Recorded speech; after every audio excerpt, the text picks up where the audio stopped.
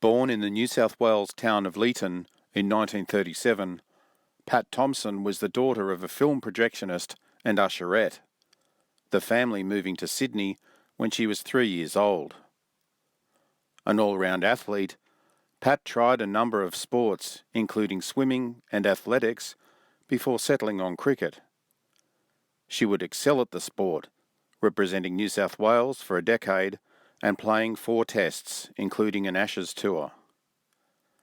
An all-rounder, aggressive with the bat and bowling off breaks, with a first-class bowling average of 10.41 across women's and men's test cricketers, she is statistically the best Australian bowler of the 20th century.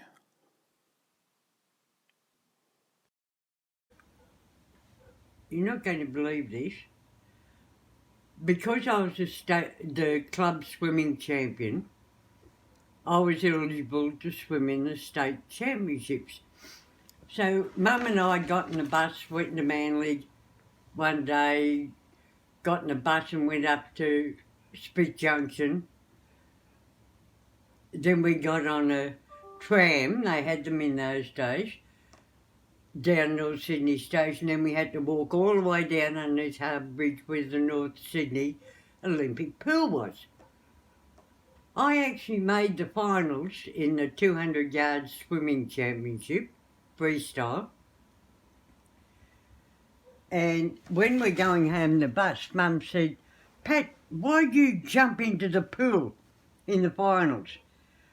I actually made the finals. I was in lane 8. Who, shall we say, happens to be the slowest one? That was me. I said, "Mum, I didn't jump in, I fell in." She said, "Why?" I said, "Didn't you hear who was in lane 3 and lane 4? She said, I didn't take much notice." I said, "Lorraine Crapp was in 3 and Dawn Fraser was in 4. I said, "All we did was drink water up and down the pool trying to catch them." A couple of weeks later at school, I was the school athletics running champion. So I got to compete in the school athletics. And it was out at Parramatta High School. Get out there and I made the final again. Guess who was in the final? Betty Cuthbert. All we did was eat dirt, trying to chase her around the bloody oval. So with going up against Cuthbert and Fraser and Crapp, did you think baby cricket would be a good option? I thought, because Mum kept saying to me, "Why don't you play hockey?" Because Grandfather started the women's hockey in Leeton. And the 3 daughters, they were told they were going to be playing, signed up first. I said, "Mum, I've never played hockey." She said, "You've hardly done any of the other things either, but you still go and do it." I said, "Well, you know what I'm like." Anyway, I thought, I heard that 2 teams practiced at Rushcutters Bay Oval on a Friday night. So after work at the Transport one day, I went down there to have a look. And I was standing there looking, and Joyce Chris, who also played for Australia, played for Quingai. Kit Raymond was also in the Quingai team. Christy came out and said, "So, why are you standing here looking? Do you want to play? Do you play?" I said, "No." "Would you like to?" I said, "Oh, yes, I would." "Right, here, grab this bat, go up and stand in front of the wicket and we'll see what you can do." "Why are you hitting the ball so hard out that way?" "And the other way, and straight down." I said, that's what I do. Let us know about what it was like being selected for Australia. I nearly passed out when the team was announced because I didn't think I had any chance. And I thought, and then they told us, how much we had to pay up for starters and then pay so much a week because it was 14 months before we were due to go. And I thought, oh, how the hell am I going to pay for this? So I started working out what my salary was at Department of Transport. I thought, I'm not going to have near enough. Still, I ended up working 5 jobs in 14 months.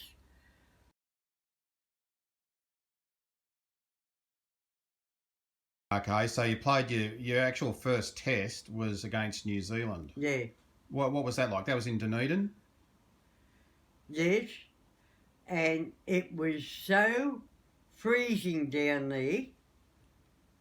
About every hour the manageress would send one of the players out with a bucket of warm water so we could all stand there and put our hands in to try and get our hands warm.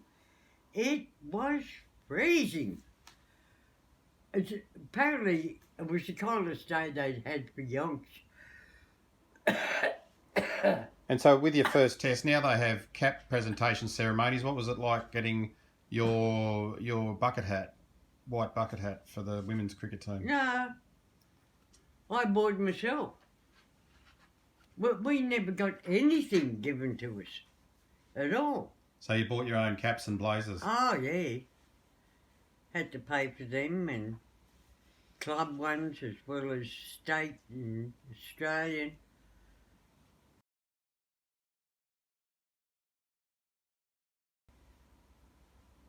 It's quite funny, you know.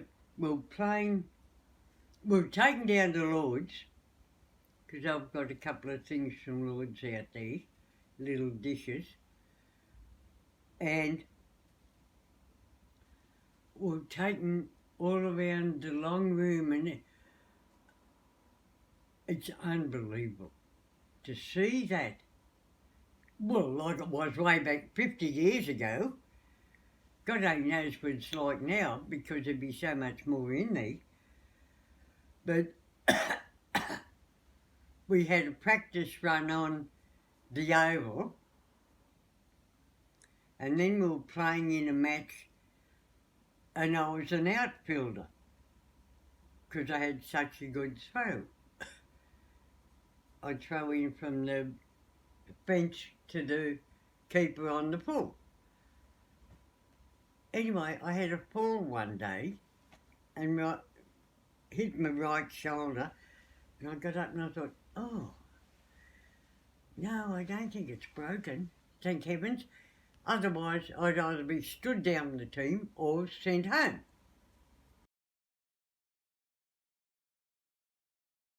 So, Pat, your highest innings was 30. In England? Yeah. Tell us about that innings. Poms weren't happy, naturally. Mary Duggan was snarling and carrying, that's the captain of the Pommy team, snarling and carrying on like a bloody pork chop until I told her to shut her mouth and or else I'll punch her lights out. It worked. She didn't say any more.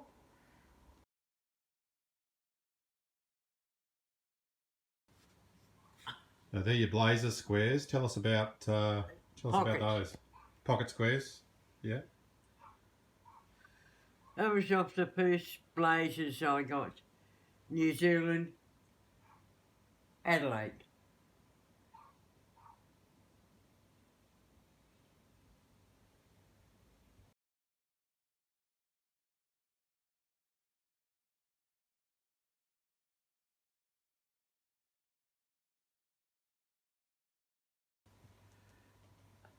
Tell us about getting your New South Wales cap. About 15 years ago. Did the New South Wales Cricket Association send you that one? Yes. And what's more, I can't believe, oh well, in this day and age, I didn't have to pay for it.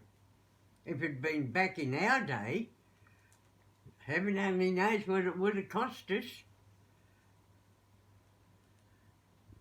But I've never worn it. No, I'm not going to put it on now.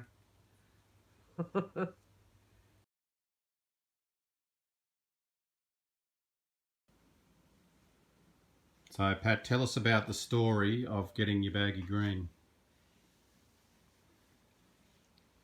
Well, I went up to the Witten local PO and Tracy said, Pat, there's a parcel here for you from Cricket Australia. I said, oh, what the hell would they be wanting? She said, no, they're sending you something. Do you want me to open it up? I said, oh, please yourself. So she did. She said, oh my God, it's a Baggy Green. I almost passed out.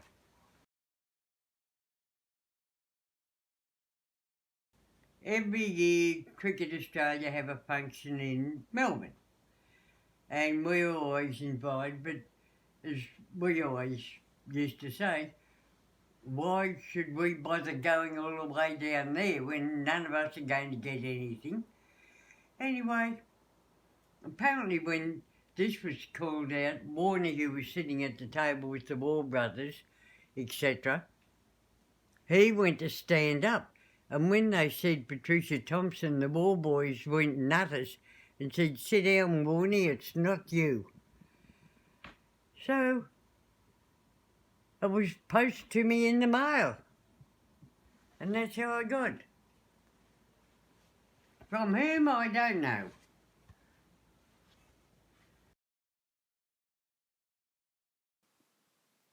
Women's Test cricket would go into a 5-year hiatus until England toured Australia in 1968-9. Pat played for New South Wales until 1965 before embarking on a career as a police officer, joining the Northern Territory Police Force in 1967. She quickly rose through the ranks to head the Women's Policing Division in Darwin. Pat now lives quietly in the New South Wales Riverina.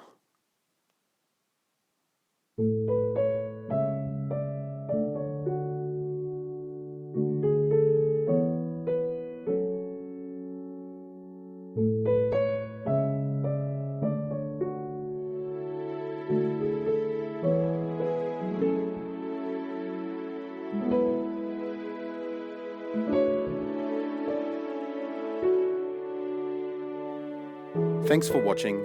Don't forget to like and subscribe.